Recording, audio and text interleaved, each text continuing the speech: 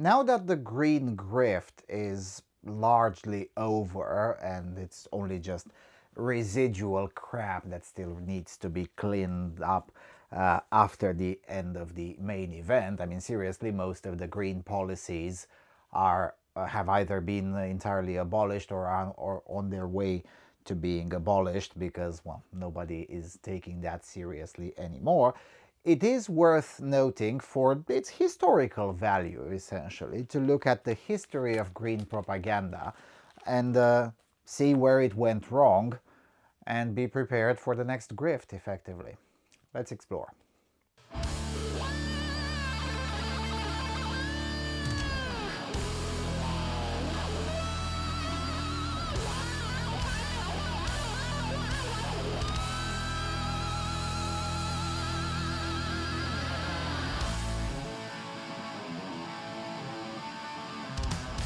Hello everyone and welcome back to the Propaganda Basement. We continue in the 5th season with propaganda from the global south. We left it off at Colombia, and since I moved to this section of the season with about Colombia, I did mention that there's a lot of green type of propaganda, but green leftism type of propaganda, mostly because just as I was there and buying these newspapers, this huge pile, there was one of these COP summits taking place, which saw, of course, an even higher uptick of green propaganda on top of the pre-existent one anyway. But the thing is that just several months later, the EU itself started having second thoughts. Of course, Donald Trump was re-elected, which also had a negative effect upon green propaganda. Then the summit in Azerbaijan, which ended up in a deadlock. I mean, even some of the supporters of these ideas just couldn't get themselves to continue wrecking their own national economies effectively. And then, of course, there's the huge elephant in the room, which is that the biggest beneficiary of green leftism, that would be the CCP, because they sell all of those solar panels, the CCP itself builds one coal power plant per week, every single week, and has been doing it for more than 2 years now. So, all of these facts have acted as a negative pressure on the green agenda. But all of those facts aside, because most people actually do not follow these things and have not been following these things, so as a result, the vast majority of the population didn't know. The vast majority of the population just saw the official propaganda, which says, well, we must do energy transition, fossil fuel man bad, and all sorts of that. And again, most people did not spend the time to see whether this is a good idea or not. So as a result, it's very interesting to see that it doesn't matter exactly where you're looking at, whether it's the United States or countries of Europe or Colombia.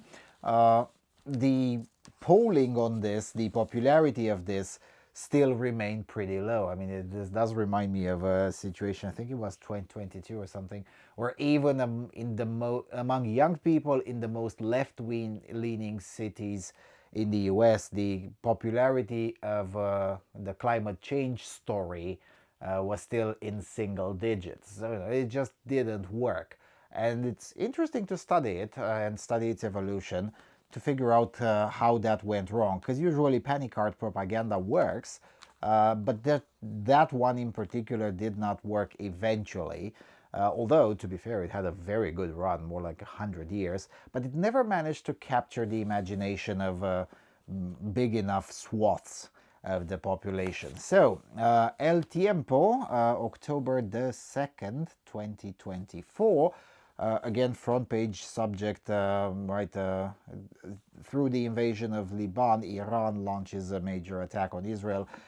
Again, these more left-wing outlets were heavily concentrated on the evolutions in Israel mostly, and it was quite interesting because I was talking with regular people, and I'm like, well, do you guys care that much about this, and they're like, actually, no.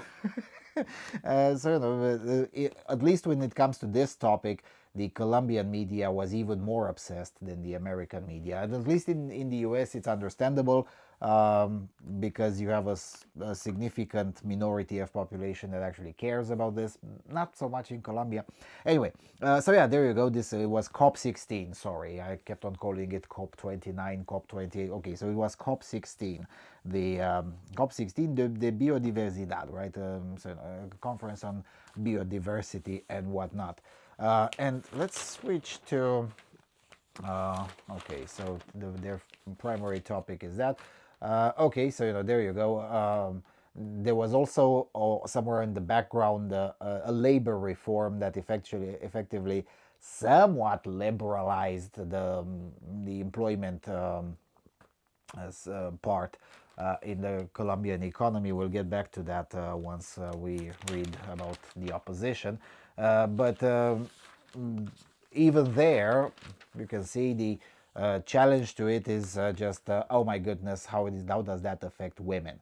This kind of propaganda that effectively pisses off people. Now, of course, I'm not trying to interrupt the Colombian leftists, because this is a guarantee that in the 2026 elections we will have again a right-wing president in Colombia, as God ordained it.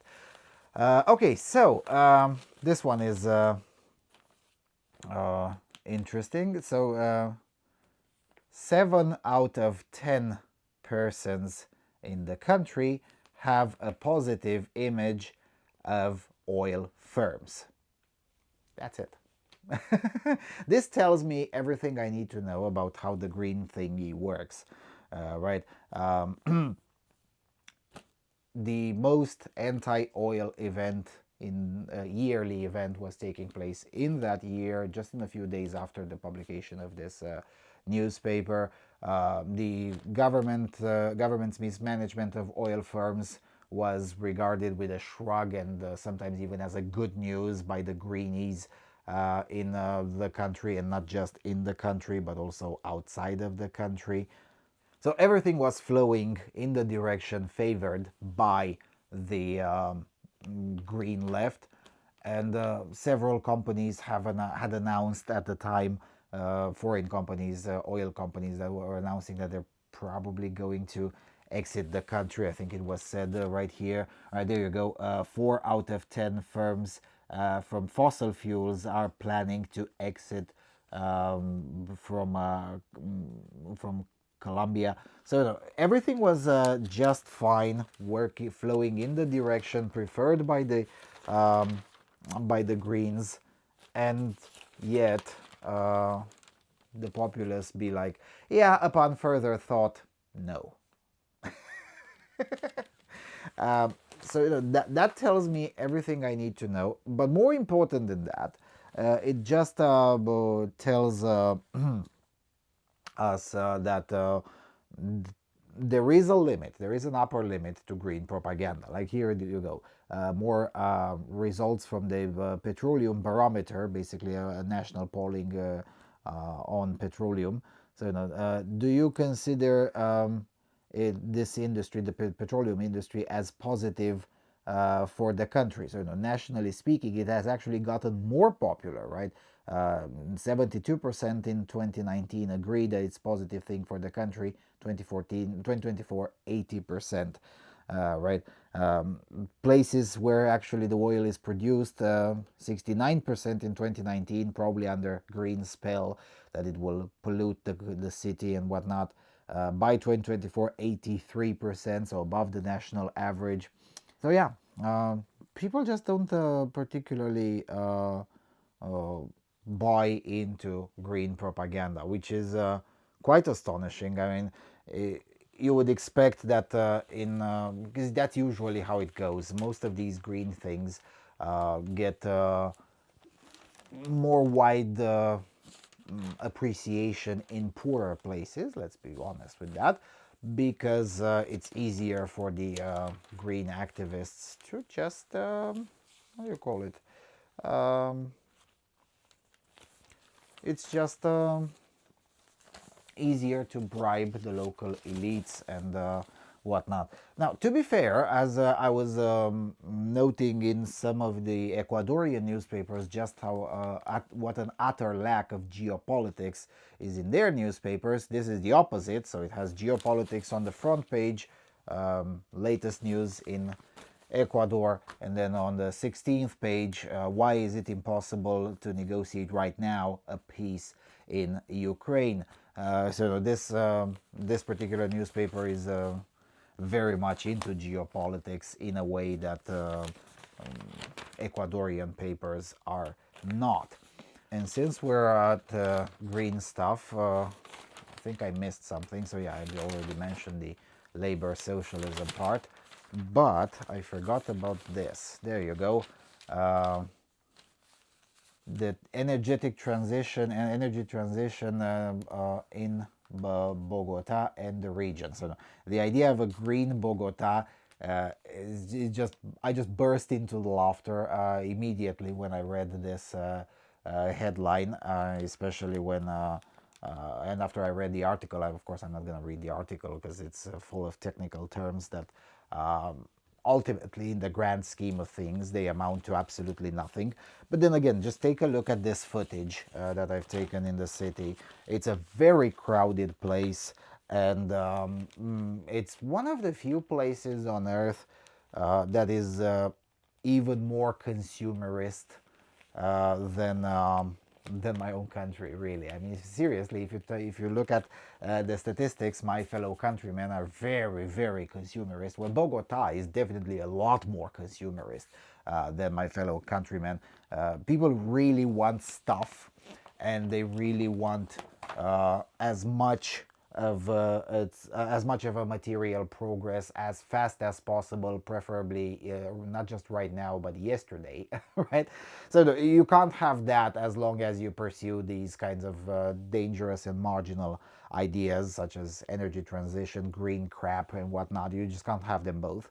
And it appears that both in practice, both in deed and in speech, right? If you look at polling, more than 70% of Colombians definitely do agree, and they choose fossil fuels. And that has been the main problem of many of these green grifts, because they haven't produced a superior product. And when push comes to shove, if people are free to choose, they will always choose the fossil fuels. Why? Because they're better. That's why. It's really, really that simple. And no amount of left-wing conspiracy theories can change that, right? And left-wing conspiracy theories are like, oh yeah, of course they choose because they're being bribed by the big oil, and no, not really. No, if anything, it's the greenies that are being bribed by taxpayers' money, because it's so-called green cars that get subsidies. It's not the others. But anyway, that's a story for another day. All right, let's move further. Again, another Colombian paper, El Espectador, October the 3rd, 2024. And so yeah, this one, Gregorio Eljak, is the new general prosecutor. I was mentioning in the previous episode that who is going to occupy the next, who's going to be the next general prosecutor was one of the disputes in the country. We'll get to him in the next episode. There's an entire magazine dedicated to him. But until then, yeah, this is one of my, at that time in early October 2024, it was still a topic. These days, not so much. It just poof, disappeared just as fast as it appeared. But nevertheless, two politicians have started a polemic about intervening in the politics of the United States. The president of Colombia, Petro, critiqued Donald Trump, and Vice President Marquez praised Kamala Harris. Their possible intervention in the politics of other countries can generate polemics or arguments, and it's not the first time that it happens. And it's a whole autistic type of analysis about what exactly constitutes foreign interference and what not. And it's modeled upon the Democrat slash left wing narrative about foreign interference, which of course now we know, following the various declassification of USAID grifts, we know that the narrative was basically when we do it is not foreign interference, it's defending democracy. When someone else does it, then it's foreign interference, and it's of course haram, um, ipso facto, right? But the point to be kept in mind here is that even these relatively meticulous journalists at El Espectador eventually reached to this conclusion, although it took them several months to reach this conclusion, but eventually they did, which is to say, well, if we're going to argue for a global world, if we're going to argue for globalization, not necessarily globalism, although in the previous episode I did read to you an article that is full on pro-globalist, very honestly pro-globalist. But anyway, if we're gonna argue that, well, this is a new world, it's a world, a globalized world and whatnot. Well, I'm sorry if that is the case. Tweeting at a foreign leader or having opinions in public as a relatively influential individual, in this case the vice president of Colombia and whatnot, yes, it may technically qualify as foreign interference, but you can't really whine about it, right? Just like the Germans were whining sometime in February this year or last year, whatever, in 2025, they were whining around the same kind of thing, right? Oh my goodness, how dare Elon Musk have opinions about IFD? Well, you liked the globalism when Elon Musk became the main employer in the Bundesland around the capital city, Berlin. Well, as a taxpayer, guess what? He's going to have some opinions, especially on his own website, right? And there was a huge hula baloo about that because, yeah, but that's foreign interference. Well, point being, this whole story with foreign interference, whether it's in Colombia or in the US or Germany or Russia or any other place, really, the whole story is at best a power play, and at worst a topic meant to waste someone's time. So I guess one thing that we can do is to just declare the topic dead or illegitimate at the very least, and hope for the best, I guess. I mean, it's all propaganda, it's all a circle jerk at this point, really. And I'm just done pretending that that is not the case. I mean, seriously.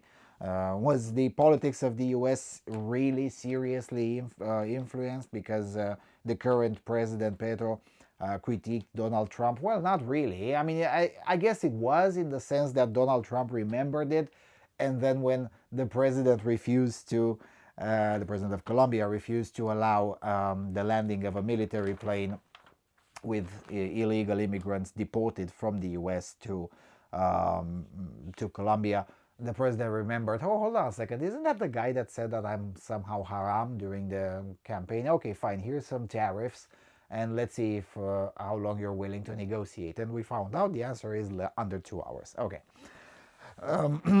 More green stuff. And this one is fascinating. Here it functions the first pilot of electrical motorcycles in a rural area in La Guajira. This one is fantastic because, again, anyone who's been through the rural parts of Colombia, and I have here some footage that I've taken in the rural parts of Colombia, anyone who's been through these kinds of places will know that unless you are traveling very small distances, you can't really rely on an electric vehicle no matter what, because first of all, there are very few places where you can charge it, and second, the climate can be really, really weird. Yes, the southern part, the more rural part of Colombia is warmer. It's nowhere near as annoying as the capital city, where it's the city of eternal rain, effectively. So it's slightly better in the south and warmer as well. I mean, for instance, when I went to the more southern parts, I left Bogota at the temperature of plus 18, plus 19 Celsius. and further south, just 200 kilometers further south, not really far away, there were 31, 32, 33 degrees Celsius in October, right? So, no, but so you don't have the problem with excessive cold, which is usually number one enemy of electric vehicles. But on the other hand, the distances are much bigger, right?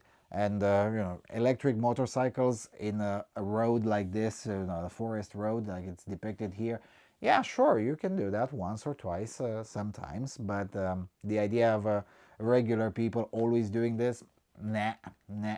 And insisting that this is possible is one of the many reasons why most people are just straight up against, and for good reason. Again, almost all of this is a grift.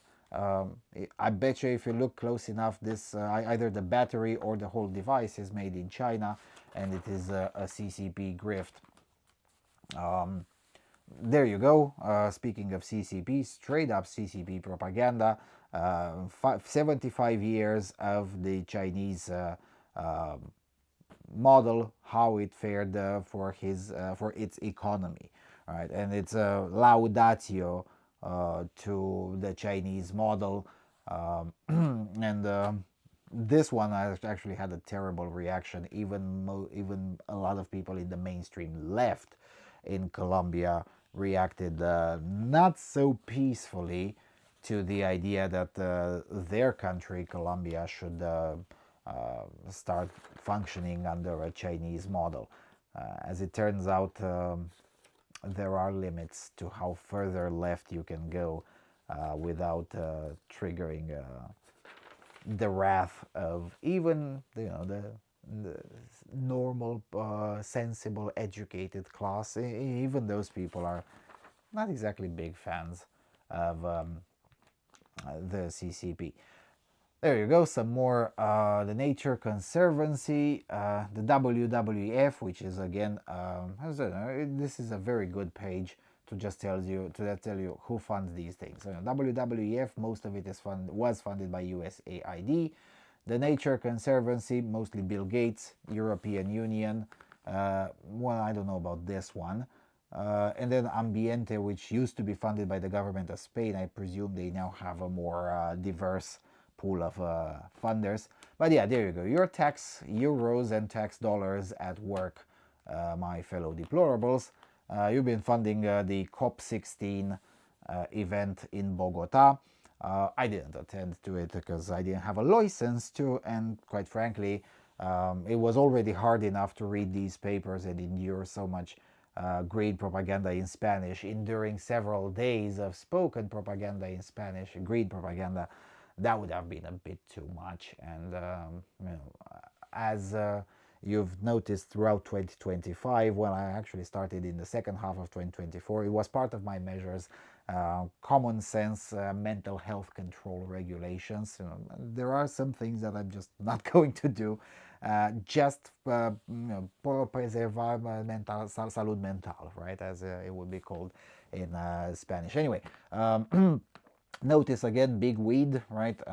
It's a laudatio on genetic editing, and of course, just how good weed can be for medical purposes. We already discussed that in the first part of this season. Alrighty, yeah, I guess that will be pretty much it with this one. Yeah, this was I mean, for football fans, this was a tragedy, to be fair. At least for the people who appreciate the history of football and the history of reporting about football. But that's not part of the topics of interest for this show, so I'm gonna shut up about that. That'll be pretty much it. In the next episode, we're gonna talk about the prosecutor, and then slowly move towards a wrapping up of the chapter on Colombia and the wrapping up of the season overall. All right, with all of that being said, I hope you enjoyed it, and if you do really like this kind of content, please do consider becoming a member, giving a shekel, because your financial support makes these kinds of videos possible. And with all of that being said, thank you all for watching. See you all soon. Cheers.